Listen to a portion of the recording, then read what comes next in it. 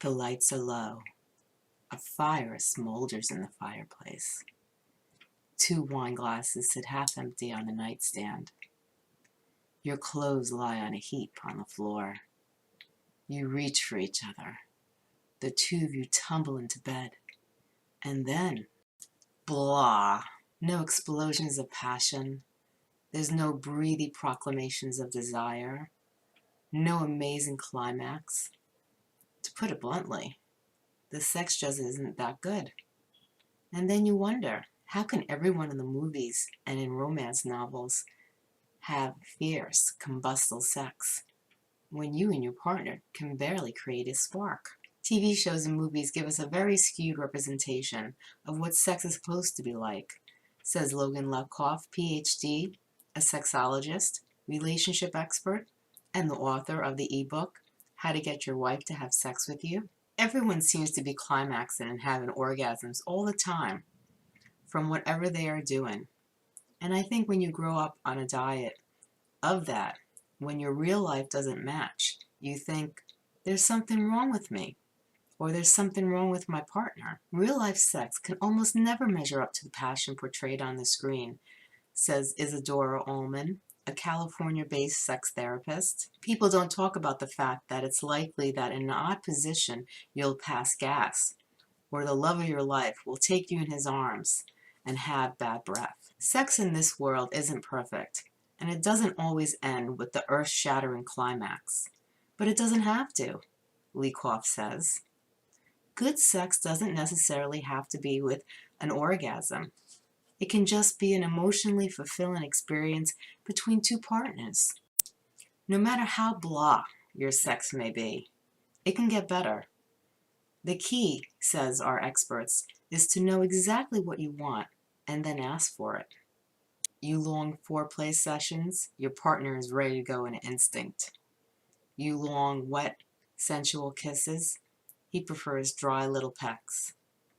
Your partner needs sex twice a day. You can't handle it more than 3 times a week.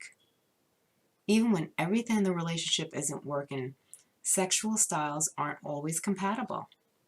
That's especially true for new couples. Sex isn't just naturally perfect, Ullman says. There is energy of a new relationship that is positive, the excitement and the eagerness and the passion. And the negative is that you bump noses or knees because you just haven't learned how to dance together yet. Even long-term couples can struggle in the bedroom. Though we can easily tell our partner what shirt we'd like them to wear, what we'd like them to cook for dinner, on the topic of sex, we tend to get our tongue tied. People tend to be very sensitive when it comes to talking about sex. They're afraid of hurting their partner's feelings, so they don't tell them what they like or don't like, says Rachel Sussman, a relationship and family therapist in New York and the author of the Breakup Bible. You're not going to get it unless you ask for it. So how do you tell your partner what you want without bruising his or her ego? I think it's really how you bring up the statement. Lepkoff says, I would love it if we, or could we try this? You don't want to make them feel bad about what they've done or haven't done. You can have a conversation in bed or at dinner over a glass of wine. Whatever is most comfortable for you. Before you talk, you need to know exactly what about your sex life bothers you. Is it a question of technique, personal hygiene, timing? Once you know what isn't working for you, there are always ways you can suggest that can change those circumstances, Ullman says. For example, if something about your partner's smell is turning you off, suggest taking a bath together before making love. If you crave more foreplay, ask for slower segs into sex. Before you tell your partner what you want him to do or her to do in bed, you need to know what you like. I think especially for women, they've got to explore their own bodies. You have to masturbate. Get a vibrator. Get some books. Teach yourself how to orgasm, Sussman says. Once you've figured out what you want and shared it with your partner, What if your sex life continues to be dull or unfulfilling? What if it's so bad that it's threatening to your relationship? After you try talking and the sex isn't working, then what? Experiment together, Sussman says. Learn to get to know each other's bodies. Try some sex aids. Read books with pictures, such as The Joy of Sex, or watch an educational video together, Allman recommends. Not porn, but explicit videos in which a voice-over explains what's happening behind the scenes.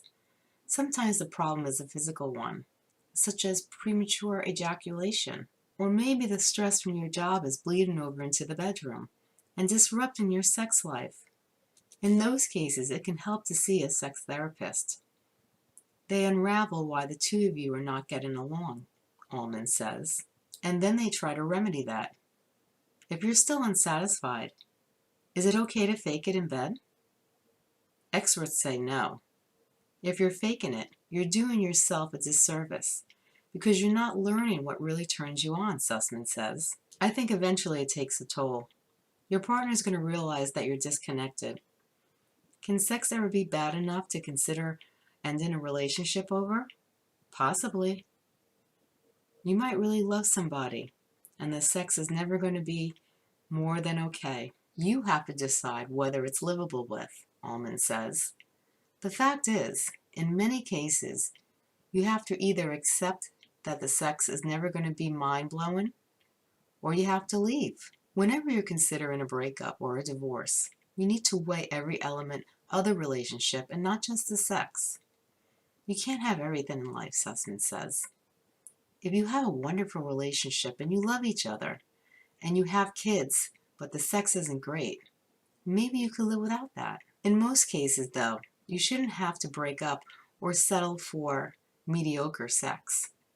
As long as you're willing to put a little effort into it, Sussman says every couple has the potential to have good sex. If you're two emotionally and physically healthy people, you should be able to work with what you got. Not everybody needs to be hanging off their chandelier, Sussman says. You can get better, but you have to practice, and you have to be open to discussing it and getting help when you need it.